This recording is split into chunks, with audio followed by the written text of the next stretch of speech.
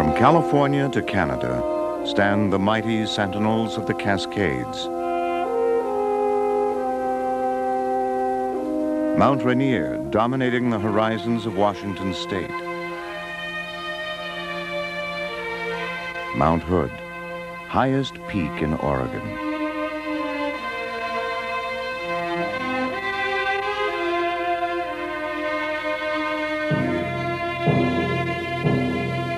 The smallest crevasse of the Cascade Range dwarfs the human scale.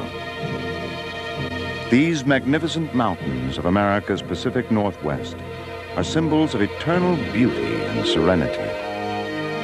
They are also volcanoes. Born of fire, built by countless eruptions, their beauty masks a history of cataclysmic violence. Crater Lake in southern Oregon is all that remains of Mount Mazama, a great volcano which once towered a mile above these waters. Almost 7,000 years ago, Mount Mazama destroyed itself in an enormous eruption. Its ash blanketed half the continent. The collapsed caldera, 6 miles wide, now holds the deepest lake in America, its basin almost 4,000 feet deep. Today, Mount Mazama rises again. For Wizard Island is the emerging volcanic cone of a reborn Mount Mazama. In southern Washington state towered another volcano. Geologically young, it was the most active volcano in the Cascades. On a beautiful May day in 1980, it would sear its name into our memories forever. Mount St. Helens.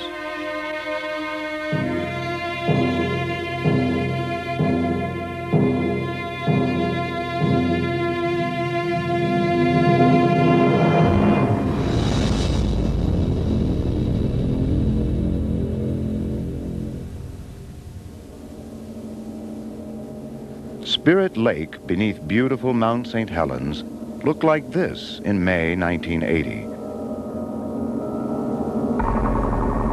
Spirit Lake, June 1980, the devastated aftermath of the greatest volcanic eruption and natural disaster in American history.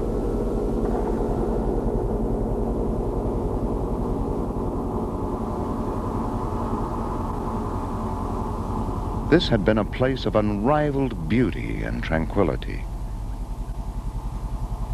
Now, it is a hellish landscape of devastation on an enormous scale.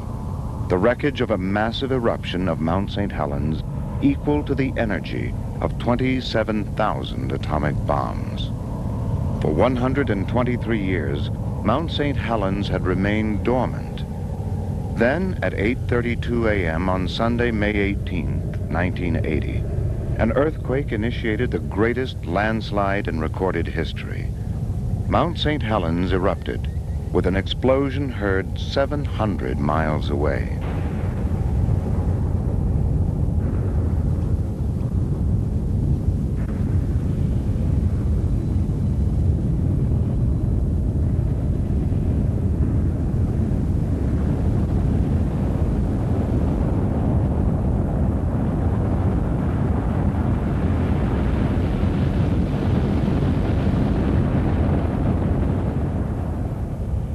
The heart of the mountain was blasted into the sky.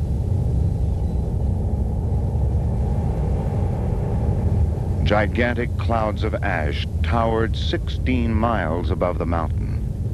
The summit, 1,300 feet of Mount St. Helens, was gone.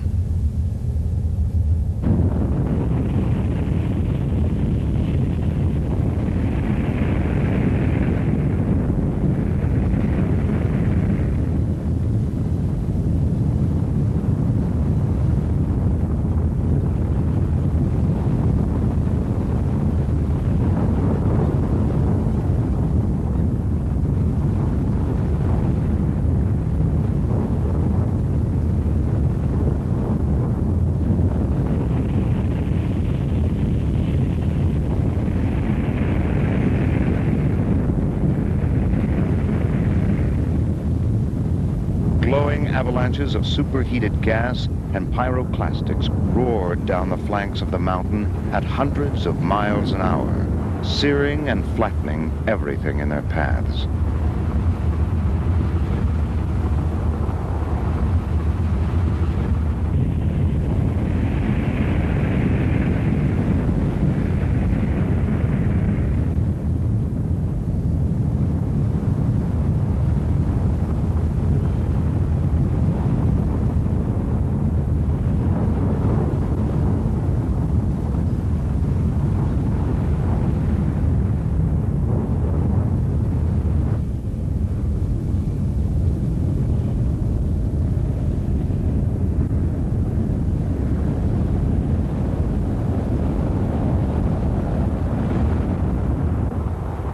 Massive flows of debris flooded and filled the valleys of the Toutle, Kalama, and Cowlitz rivers.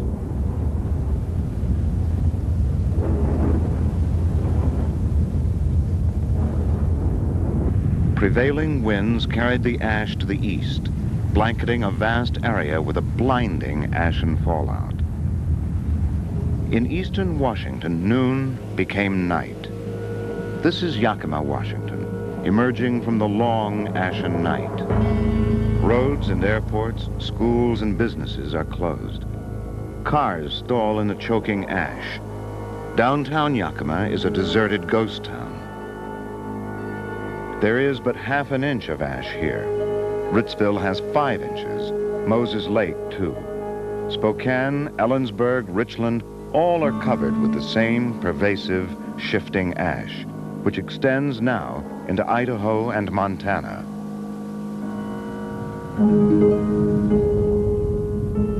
The eruption of Mount St. Helens captures the headlines of America and beyond. Its unfolding drama, like its ash clouds, circles the world. Even more indelible were the memories of those who witnessed the eruption. All who were there in the Northwest that day can still answer the question, where were you when the mountain blew? People remained indoors or ventured out wearing crude respirators. The residents of eastern Washington began adjusting to the new gray world, emerging with a sense of humor dusty but intact.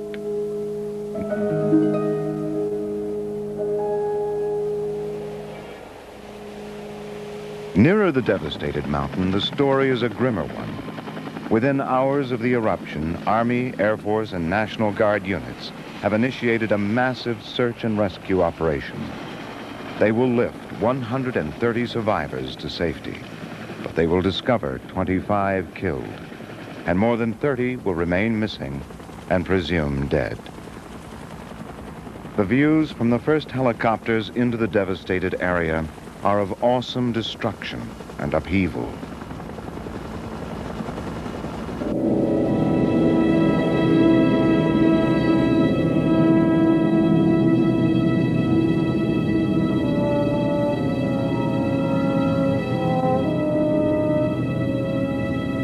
"15 miles from Mount St. Helens, trees have been scorched brown and killed by the heat blast. Nearer the volcano, no trees stand. The north and south forks of the Toutle River leading from the volcano lie buried beneath a huge debris flow from the collapsed northern face of the mountain, in places more than 600 feet deep. Gone are the birds, the deer, the color green. Near Mount St. Helens, nature must start over. Through treacherous weather and visibility, the search and rescue operations went on. But with each hour, the chances for additional survivors ebbed. The death toll mounted, and this dangerous and unpredictable volcano prepared another surprise. In the middle of the night, 1 week after the first eruption, Mount St. Helens erupts again. This time, the ash falls to the west. The names of Kelso, Longview, Toledo, Cougar, Castle Rock, Kalama, Chehalis, even Portland, Oregon, are added to the list of affected cities. Interstate 5 between Portland and Seattle is shrouded in ash. Rains temporarily suppress the ash, but coat the roads with a slippery frosting of wet ash.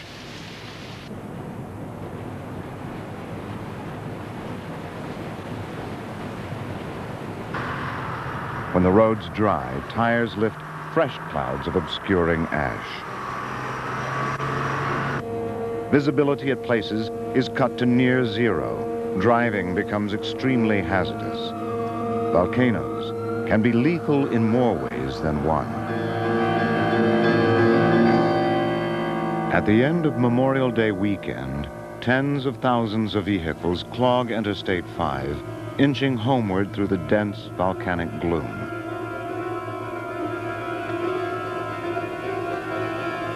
From the air, ash-covered cities such as Longview and Kelso presented a wintry scene. In the Columbia River beyond, dredging operations have begun to clear the riverbed of mud flows which have paralyzed shipping. The great forests to the west of the volcano are covered with an ashy dust. The evergreen state is turning gray. Since the first eruption, Mount St. Helens has remained obscured by clouds. Only a towering column of steam above the cloud cover betrays its position and activity. Finally, weeks after the first eruption, the weather clears briefly. Authorized aircraft penetrate the blast zone of the restricted area to view another world.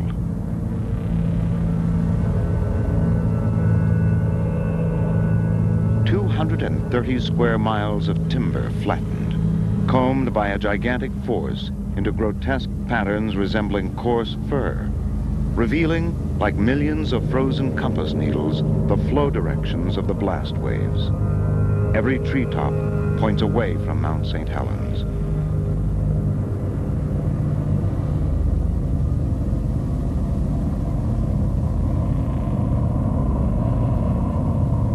Looking westward from the northern base of the volcano, the headlands of the Toutle River are gone, buried beneath the massive landslide which began the eruption.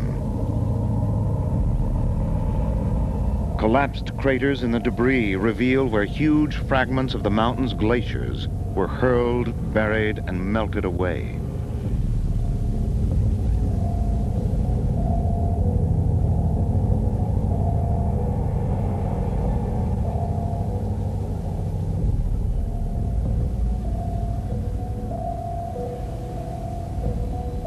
Spirit Lake is entombed 200 feet beneath this gigantic, steaming, log-filled mud hole which has assumed its name.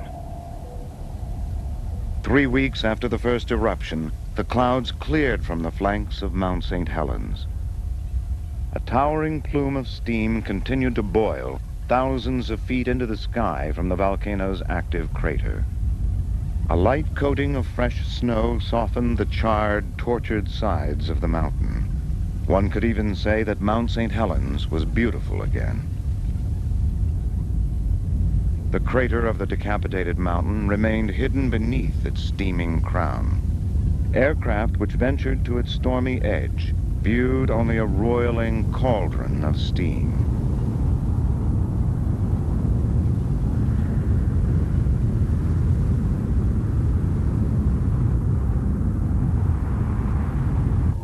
The eastern flanks of the volcano now wore massive coats of ash.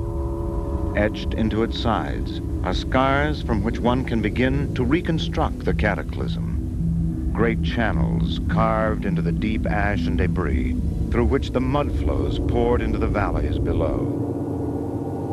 The collapse of the north flank of Mount St. Helens and the great lateral blast which followed created this unearthly landscape. The volume of the avalanche deposit is immense, enough to bury all of downtown Seattle to the height of the Space Needle.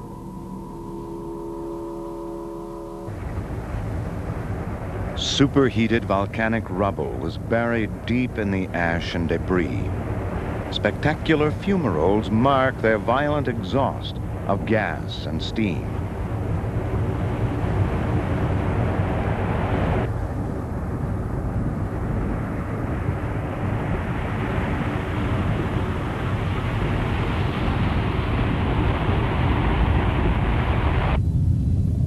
This chaotic, upheaved landscape was cast when the collapsing northern flank of the volcano crashed against the opposing mountains.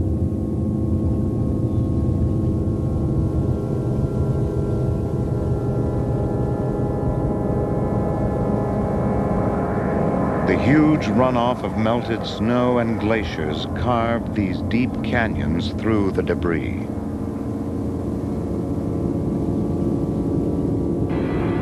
The mud and ash-laden floodwaters wreaked havoc through the river valleys. Roads, bridges, logging camps, homes.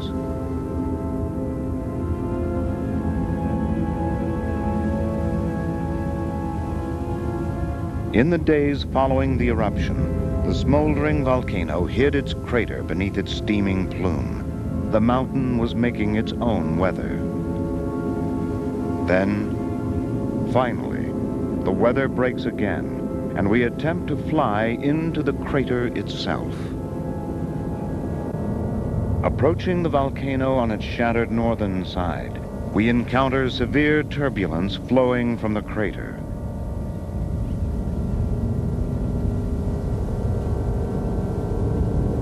The turbulence mounts.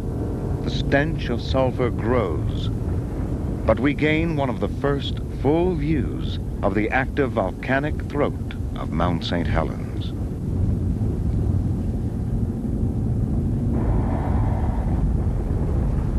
Several days later, the volcano beneath us will explode in a third eruption of atomic force. In the half year which followed, long periods of inactivity were to be shattered by 7 more major ash eruptions.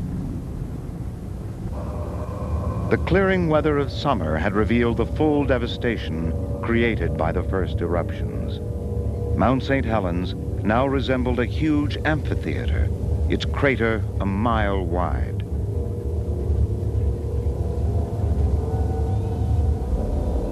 Within the crater following each eruption, a lava dome had formed atop St. Helens' volcanic throat. The dark mound of the lava dome is dwarfed within the surrounding crater, but it is 900 feet wide and as tall as a 15-story building. In mid-October, another lava dome is destroyed, disintegrated by a series of ash eruptions.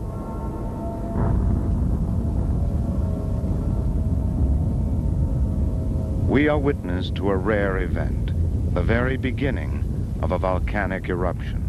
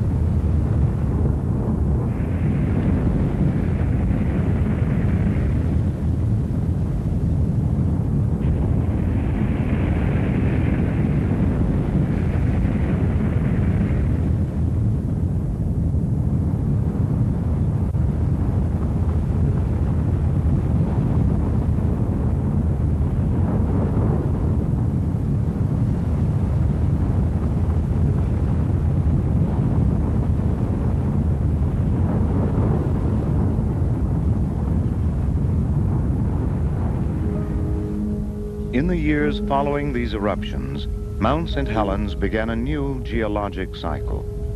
The explosive ash eruption subsided.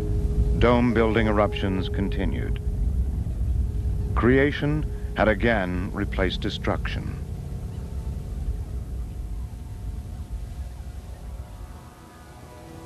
A decade after its mighty eruption, the slow healing of Mount St. Helens has begun. Within the crater, the lava dome has grown to more than 1,000 feet in height. Repeated dome-building eruptions have extruded great blocks and lobes of viscous lava, slowly rebuilding the volcano. If the growth continues, and if the lava dome is not destroyed in an eruption, in 100 years the lava dome will fill the crater. And in 2 centuries, Mount St. Helens will have grown again to its pre-eruption height.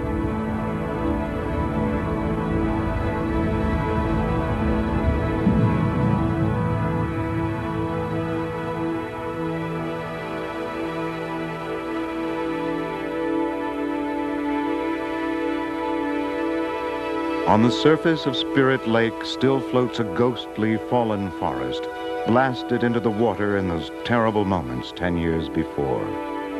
No fish have returned to Spirit Lake, but its waters are clear and blue again, and other forms of life abound. A quickened evolution of recovery is underway.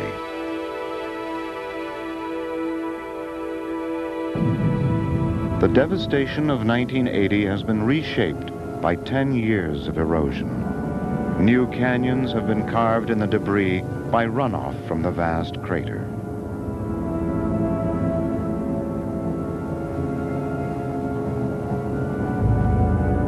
Long before the name St. Helens, in the legends of the Native Americans of the Northwest, this was Tawanatla, Fire Mountain. The pages of its fiery history can be read in the layers of the exposed crater walls. Like growth rings of a tree, they record the numerous eruptions which built Mount St. Helens. The message of the crater walls and the lava dome is clear. Mount St. Helens is a young and growing volcano.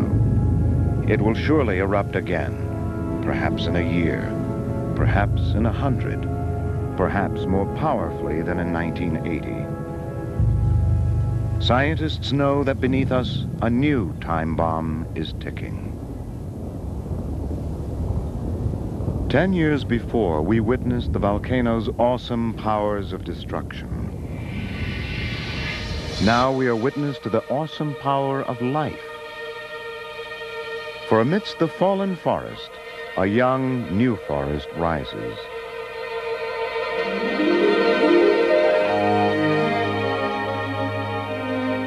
On these devastated landscapes, primeval meadows have formed. Plants have colonized and proliferated. Herds of elk have returned to graze. Life has reclaimed the blast zone. The histories of the volcanoes of the Cascades are forged of great cycles of creation and destruction. Mount St. Helens, once a symbol of surpassing beauty, now a centerpiece of vast devastation.